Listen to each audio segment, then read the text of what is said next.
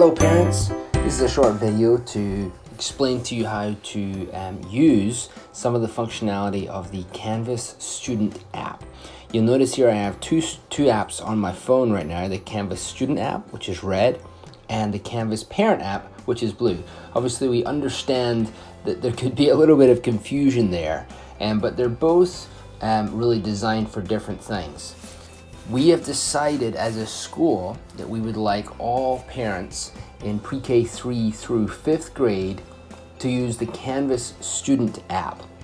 You're going to have a whole lot more that you can do in the Canvas Student app, including seeing what's going on in the classroom, you can see photographs, you can communicate with the teacher, and so on. There's a lot of things that you can actually use it for. Canvas Parent app, we're going to have our middle school parents use, so 6th, 7th, and 8th grade, and that's going to allow them to view grades as well as some other functionality that's more pertinent to what we do in middle school. If you can obviously log into either one, but we're going to encourage you to use the Canvas Student app. So the first thing you want to do is download the app and go ahead and open it up. Canvas by Instructor. The next thing it's going to ask you to do is type in Corbett Prep. And as you start to type it in, you'll notice that it actually populates here, and I'm going to select Corbett Prep. The next thing that's going to happen is it's going to take me to a Microsoft login screen, and you're going to enter your student's email address, which was sent home in your Thursday folder. If you still need your student's email address, no problem, just reach out either to the front office or to your student's teacher, and they can give you that information. We have a made-up student in the kindergarten called Penelope Peacock, and her email address is, okay, and then you type in your password. The default password for students in PreK3 through 4th grade is IDS, yes, IDS. That's IDS, YES, IDS, all lowercase. Okay, the next screen is asking is, do I want to stay signed in? I would encourage you to say yes. It's going to make it a whole lot easier. So you have to just stay signed in on your phone. I'm going to check don't show this again and hit yes. And here we are at the courses screen. So you can see that Penelope, who's a kindergartner, is enrolled in many different courses here. Homeroom, art, music, physical education, Spanish, technology, and something called the school-wide calendar. So let's take a look at Homeroom. Every student should have a homeroom assigned to them, and that's really where you're going to get the vast majority of the information that you'll use in Canvas. This is their classroom teacher. So in Homeroom, if I click on the Homeroom class, you'll see here that I have a couple of options, either home or announcements. Announcements are where the weekly newsletters and any other announcements are going to be held. But let's go home for a second. So here is kindergarten. I can access information. I can see the syllabus. I could go to home learning resources and see some of the cool things that they're doing there. Really just to kind of keep you up to date with what's happening in your student's classroom, which is really what we're trying to do here. If I go to announcements, I'm going to be able to see any announcements that have been made. So that's where you're going to get newsletters and things like that. So that's great. Now you'll notice that these are all different colors. You're welcome to change these colors by hitting this little pencil button here, and that allows you to actually edit that. It's totally up to you guys.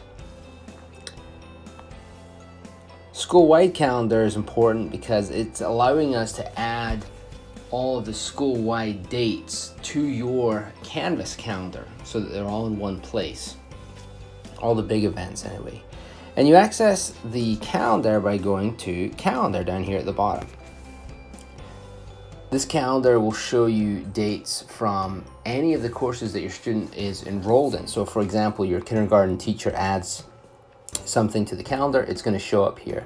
The art teacher adds the art show dates, it's going to show up here, and so on. Even in the school-wide events. So if there was Martin Luther King Day and that shows us off, I can simply see that on January 15th by going here that school is closed that day. So it's really a nice all-in-one calendar for you that's much more specific to your student and what's going on in their classroom as well. Now I'm going to encourage you all to subscribe to that calendar, and it's very, very simple to do this. What you want to do is go back to courses. You're going to click on the little face at the top left-hand side. That's the account. So here's Penelope's account.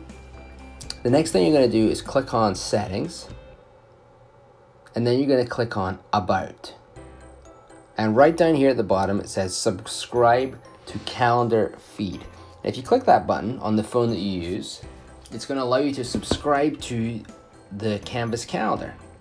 And in this case, I'm on an iPhone, so it would populate in my iCal calendar. If you want to use Google Calendar or Outlook, that's absolutely fine. That works with everything. So I'm going to go ahead and subscribe to this calendar, and I'm done. And now everything is going to be in my own personal calendar, which is really nice.